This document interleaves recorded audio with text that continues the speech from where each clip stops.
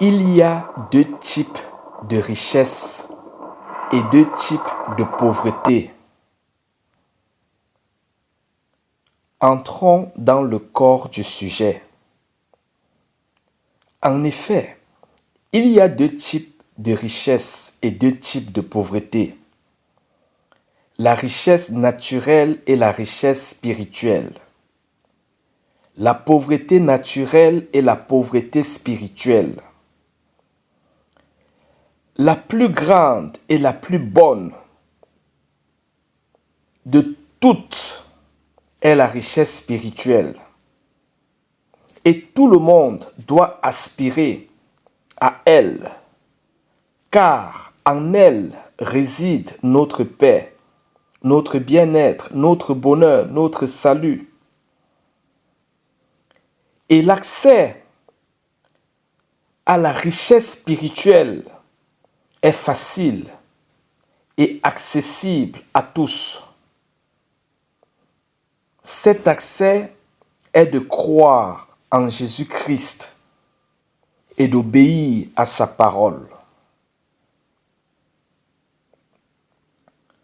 Un riche naturel peut être un pauvre spirituel, c'est-à-dire qu'il n'a pas la paix du cœur au milieu de tout ce qu'il possède. Il est tourmenté par des problèmes, tourmenté par des cauchemars, insatisfait de la vie et incapable de dominer sur ces choses.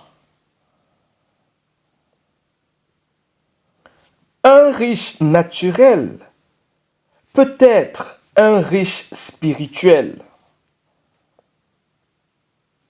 si sa paix, sa joie, son bonheur ne dépend pas de ses biens, mais de son Dieu, en qui il a mis tout son amour et qu'il sert avec tout ce qu'il a, en sorte que son cœur est sur Jésus-Christ et sur les moyens de plaire à Jésus-Christ, tout en étant prêt à tout abandonner sur cette terre pour être avec Jésus-Christ pour l'éternité.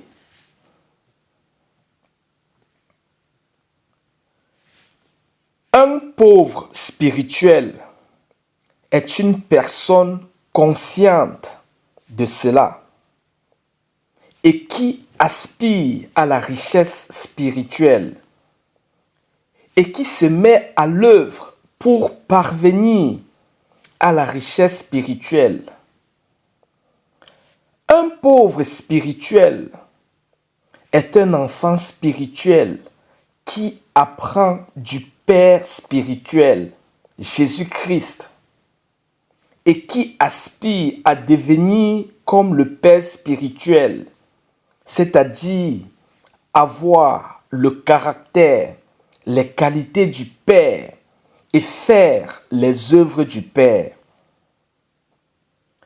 C'est un enfant qui apprend au pied du Père en lisant la parole du Père, en méditant sur la parole du Père, en obéissant à la parole du Père, en priant et en glorifiant le Père et en veillant sur ses voies pour se garder dans le Père.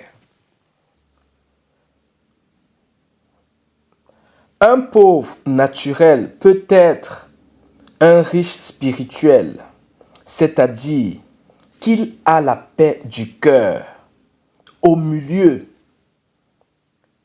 de ce qu'il possède et de ce qu'il ne possède pas.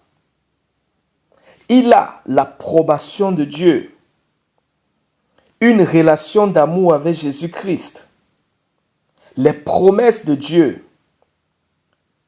la domination sur ses ennemis spirituels, l'espérance d'un avenir meilleur et de la vie éternelle.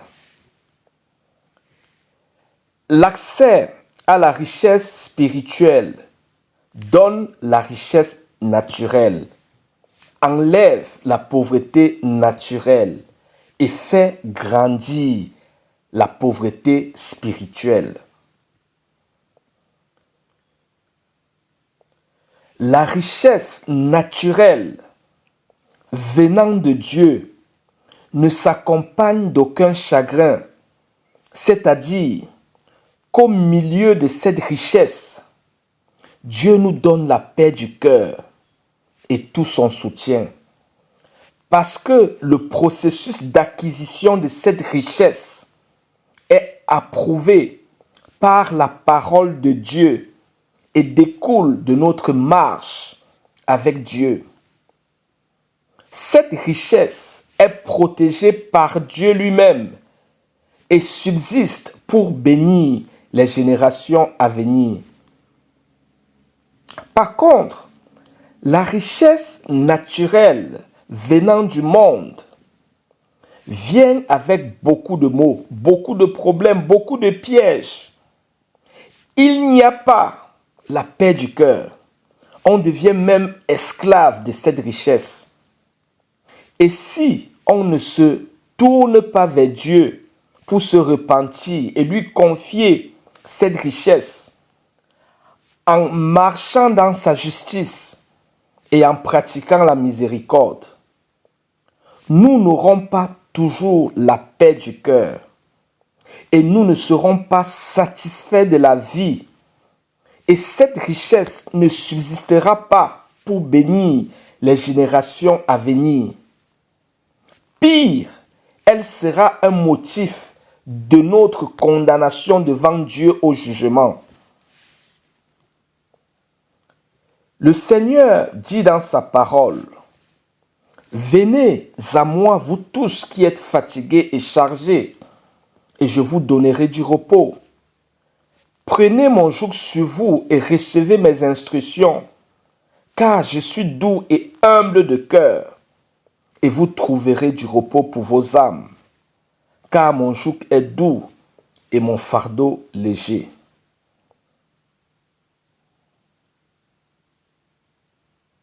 Oui, Jésus-Christ est la solution à tous nos problèmes.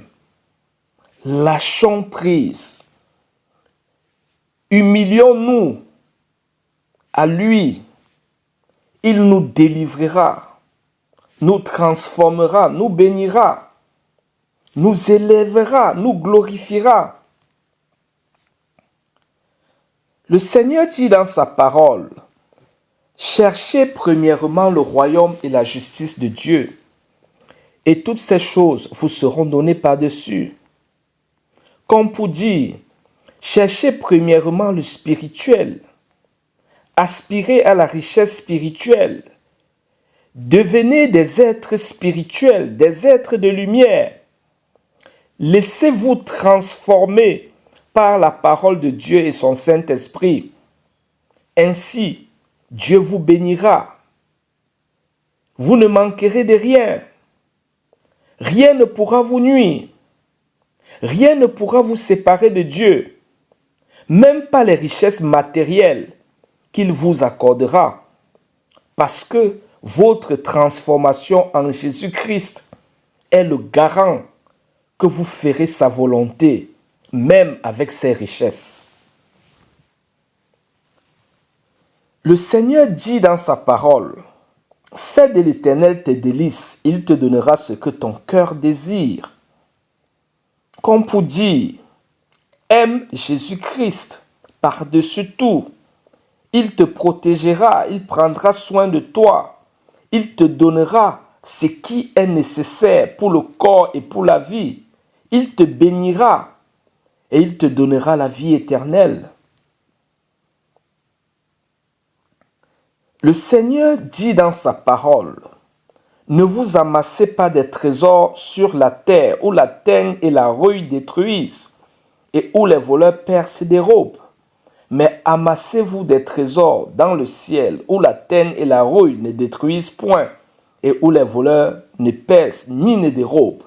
Car là où est ton trésor, là aussi sera ton cœur. » C'est dit que Jésus-Christ doit être notre trésor et que nous devons l'aimer et que notre cœur doit être sur lui par notre obéissance à sa miséricorde et à sa parole.